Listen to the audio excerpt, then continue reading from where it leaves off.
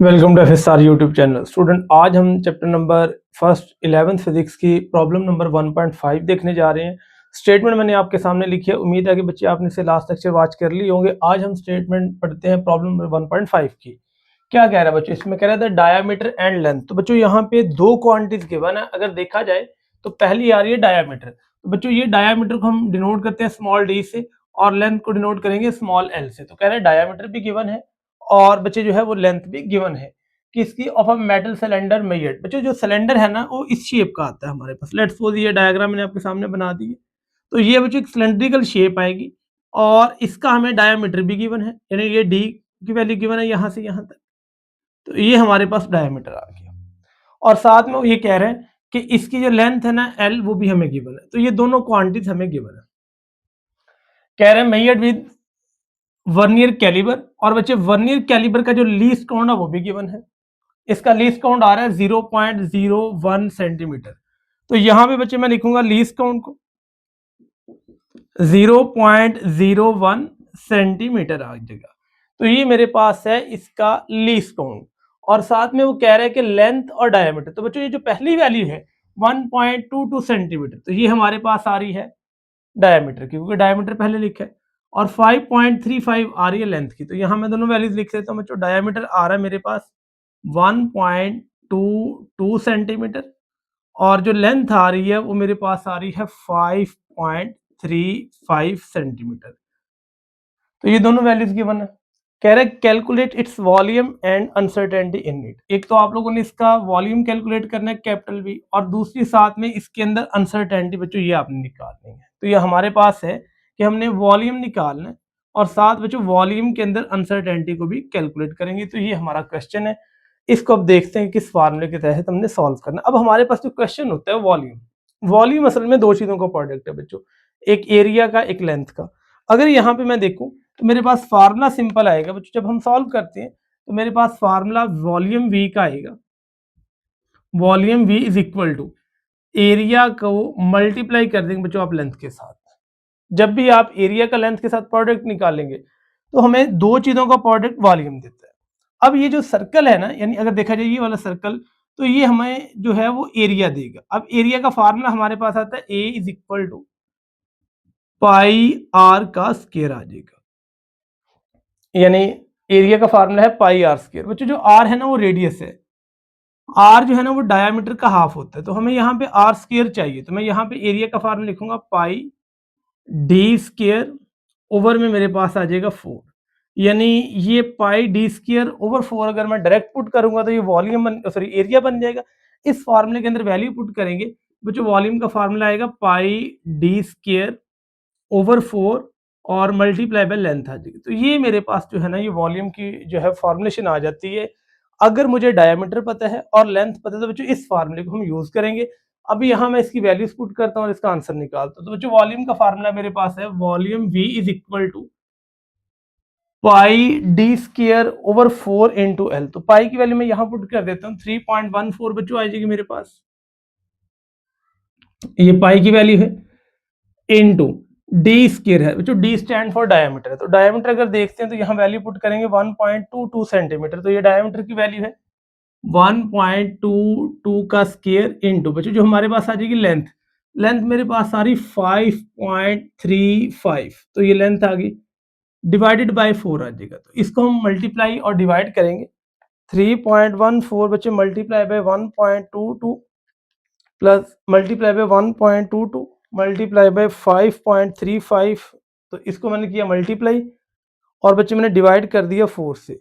तो इसका आंसर है 6.25 और ये आगे 097। ये काफी नंबर आ रहे हैं मेरे पास। तो बच्चे जो मैं इसका आंसर लिखूंगा 6.25 तक नहीं लिखूंगा, क्योंकि इसमें हमारे पास जो है वो 3 सिग्निफिकेंट है, इसमें भी 3 है। तो हम इस नंबर को लिखेंगे 6.25। तो इसको जब मैं राउंड ऑफ करूंगा तो 6.3 बन जाएगा। तो बच्चों मेरे पास जो आंसर आएगा वो आंसर आएगा 6.25। तो इसको मैं छोड़ दूंगा 25 को, तो मेरे पास आ जाएगा सेंटीमीटर का क्यूब। तो ये मेरे पास वैल्यू आएगी। तो ये वॉल्यूम की वैल्यू आती है 6.2। तो यहाँ तक बच्चों हमारे पास क्वेश्चन सॉल्व हो गया वॉल्यूम। अब हम निकालेंगे परसेंटेज अनसर्टेनिटी। सबसे पहले बच्चों जो हम परसेंटेज अनसर्टेनिटी निकालते हैं वो मेरे पास आएगी परसेंटेज अनसर्टेनिटी इन डायमीटर आएगी बच्चों। उसके बाद ये डी लिख दूंगा। परसेंटेज अनसर्टेनिटी हम डायमीटर निकालेंगे। उसके बाद बच्चे हम परसेंटेज अनसर्टेनिटी निकालेंगे और ये बच्चे मेरे पास जो आएगी ये मेरे पास आ जाएगी लेंथ के अंदर, क्योंकि दो वैल्यूज हैं जिन पे वैल्यूज डिपेंड कर रही है, एक डायमीटर पे और एक लेंथ के ऊपर। तो बच्चों डायमीटर की वैल्यू यहाँ पुट करते हैं। डायमीटर का आंसर हमें गिवन है 1.22 सेंटीमीटर और इसका लीस्ट काउंट है 0.1। तो ये अब अच्छे अनसर्टेनिटी निकालते हैं तो आप लीस्ट काउंट को डिवाइड करते हैं मेजर वैल्यू से, जो भी मेजर वैल्यू इसको मल्टीप्लाई कर देते हैं आप लोग 100 से। तो ये परसेंटेज अनसर्टेनिटी किसमें आ जाएगी? डायमीटर में। तो ये 0.01 डिवाइडेड बाय 1.22, इसको मैं डिवाइड करूंगा मल्टीप्लाई बच्चे 100 कर देंगे तो आंसर आएगा मेरे पास 0.8। तो ये 0.8% बच्चों आंसर आ जाएगा। इसके बाद जो है लेंथ, तो लेंथ का बच्चे क्या आता है? लीस्ट काउंट को डिवाइड करना मेजर वैल्यू से। तो लीस्ट काउंट मेरे पास आएगा 0.01, ये फिर लीस्ट काउंट आ गया, डिवाइडेड बाय मेजर वैल्यू आएगी 5.35 और मल्टीप्लाई बाय 100 हो जाएगा। तो ये भी हमारे पास ऐसे ही आ जाएगा 0.01 डिवाइडेड बाय 5.35 और मल्टीप्लाई कर देंगे हम 100 से। तो ये आंसर आएगा 0.2 आ जाएगा बच्चे, ये परसेंटेज बन गए। तो ये मेरे पास आंसर आ जाता है 0.18, इसको राउंड ऑफ कर लिया। तो ये बच्चे दो चीजों में परसेंटेज। अब हमें निकालना है वॉल्यूम। वॉल्यूम के अंदर आती है बच्चों परसेंटेज अनसर्टेनिटी। तो मैंने आपको लास्ट टाइम बताया भी था कि परसेंटेज अनसर्टेनिटी आपने जब भी निकालनी है तो बच्चों याद रखना है परसेंटेज अनसर्टेनिटी इन वॉल्यूम जब निकालेंगे तो पहले ये देखना है वॉल्यूम किन दो चीजों पे डिपेंड करे। वॉल्यूम किन दो चीजों पे डिपेंडेंस, एक तो उसकी डायमीटर पे है, दूसरा उसकी लेंथ है। अगर डायमीटर में अनसर्टेनिटी आएगी तो साथ में वॉल्यूम में अनसर्टेनिटी आएगी, या जब लेंथ में अनसर्टेनिटी आएगी तो साथ में वॉल्यूम में भी अनसर्टेनिटी आएगी। तो यहाँ पे आप लिखेंगे अनसर्टेनिटी या परसेंटेज अनसर्टेनिटी इन डायमीटर और प्लस बच्चों ये क्या हो जाएगा? परसेंटेज अनसर्टेनिटी इन लेंथ भी आ जाएगा। तो यहाँ पे बच्चों मैं डायरेक्ट लेंथ लिख देता हूँ, एल आ जाएगा। अब एक चीज समझिएगा, पाई में परसेंटेज अनसर्टेनिटी नहीं है क्योंकि पाई नंबर है कांस्टेंट, जो है 4 भी कांस्टेंट है। तो डाया और लेंथ में परसेंटेज अनसर्टेनिटी आएगी। अब डाया की पावर 2 है तो 2 इससे मल्टीप्लाई हो जाएगा। तो यहाँ जो बच्चों परसेंटेज इन वॉल्यूम आएगी ना, मैं डायरेक्ट लिखता हूँ percentage in volume, percentage uncertainty 2 time percentage of diameter. तो डायमीटर की हमने वैल्यू बच्चों पहले ही निकाल लिया, वो मेरे पास आती है 0.8 प्लस यहाँ पे परसेंटेज ऑफ लेंथ आएगी बच्चों 0.2%।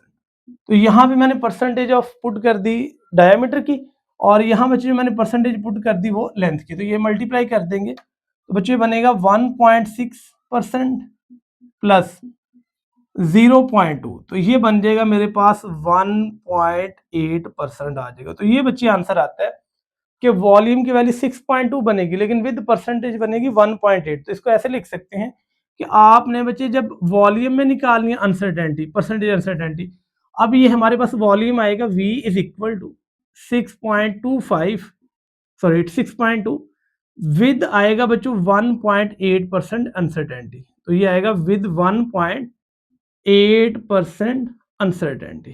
तो ये इतना वॉल्यूम आता है लेकिन 1.8% का इसमें डाउट है या अनसर्टेनिटी है। अब बच्चे 6.2 का आप निकालेंगे 1.8%। तो इसका आसान तरीका ये होता है कि बच्चे 6.2 का आप मल्टीप्लाई करें, यानी 6.2 का आप निकालने जा रहे 1.8%। तो बच्चों परसेंटेज के लिए डिवाइड कर देंगे। तो आपने 6.2 को मल्टीप्लाई किया 1.8 से और जो भी आंसर आएगा बच्चों इसको 100 से क्या कर देंगे डिवाइड, तो ये आंसर बनेगा 0.1। तो ये बच्चों हमारे पास इसका आंसर आएगा 0.1, एक तक लिखेंगे। तो इसको यहाँ बच्चे हम लिखेंगे volume V is equal to 6.2 plus minus 0.1। तो ये बच्चे जो है कंप्लीट वॉल्यूम आता है कि इतने जो आएगा 6.2 प्लस माइनस 0.1 परसेंटेज अनसर्टेनिटी हमारे पास आ जाएगी 1.8% और उसमें ये उसकी वैल्यू में फ्रैक्शन आ जाएगी जितने का इसमें चेंज आने का चांस है। अब 6.2 को आप ऐड कर सकते हैं 0.1 में और 6.2 में से आप 0.1 माइनस भी कर सकते हैं, यानी इसका जो वॉल्यूम है 6.1 से लेके 6.3 तक या इनके दरमियान में कोई भी वैल्यू पॉसिबल है। ये थी बच्चे problem number 1.5 chapter number 1 11th physics. Next बच्चे लेक्चर के अंदर हम इससे अगले दो प्रॉब्लम को सॉल्व करेंगे। बच्चे इसको अच्छे से नोट कीजिएगा, इसकी कैलकुलेशन एक दफ़ा आपने अच्छे से समझ लेनी है। मैंने ये फार्मूला डायमीटर की टर्म में सॉल्व किया है, कभी बुक्स के ऊपर या हैंडबुक के ऊपर रेडियस की टर्म में भी आ जाता है। वहाँ थोड़ी-सी इसकी कैलकुलेशन डिफरेंट होगी, अदरवाइज़ बच्चों आंसर ऐसे सेम निकलेगा। बच्चों मज़ीद वीडियोज़ के लिए मेरा यूट्यूब चैनल देखते रहें। Thank you so much for watching my YouTube channel.